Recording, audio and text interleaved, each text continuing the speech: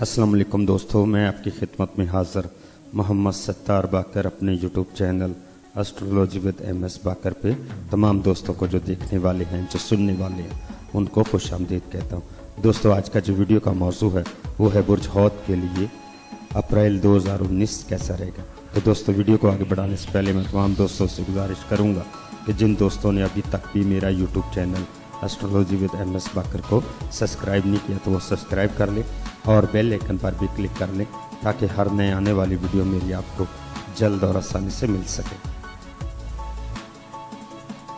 1 تا 8 اپریل مشتری کی عطارد سے قائم ہونے والی نیس نظر اس ہفتے اچھے اثرات ظاہر نہیں کرے گی اور مادی فائدہ حاصل کرنے کے لیے یہ ایام مناسب نہیں ہیں، مگر کامیابی کے لیے اس ہفتے کے شروع سے ہی بھرپور کوشش کریں اور حاصل ہونے والے موقع سے فائدہ اٹھائیں۔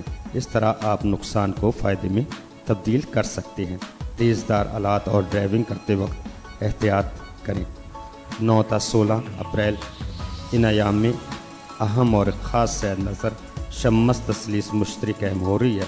اس نظر کے تحت قریبی عزیز آپ کے لیے پریشانیاں کھڑی کر رہے ہیں، خصوصاً وہ افراد جن سے آپ کا خونی رشتہ ہے، آپ کو خوشحال نہیں دیکھنا چاہتے۔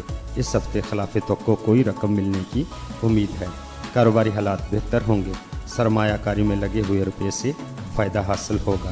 انعامی اسکیموں میں حصہ لینا فائدہ مند ثابت ہوگا۔ 17 تا 25 اپریل آپ کے برج کا حاکم سیارہ مشتری زورہ سے تربیت بنا رہا ہے۔ اچھے حالات نہیں ہیں، لہذا دوران سفر احتیاط کریں۔ کسی قیمتی شے کی چوری کا خدشہ ہے یا مشینری خراب ہو سکتی ہے۔ وہ افراد جن کا تعلق شیئرز یا انعامی بانڈ یا انعامی اسکیموں میں حصہ لینے سے ہے، اس ہفتے محتاط رہیں۔ اگر کسی کو آپ نے رقم دی تو واپس نہیں ملے گی۔ نئے کاروبار کے آغاز کے لیے یہ ہفتہ مناسب نہیں رہے گا۔ شراکتی کاروبار بھی فائدہ مند ثابت نہ ہوگا۔ 26 تا 30 اپریل آپ کے جسمانی کے متاثر ہونے کا خدشہ ہے۔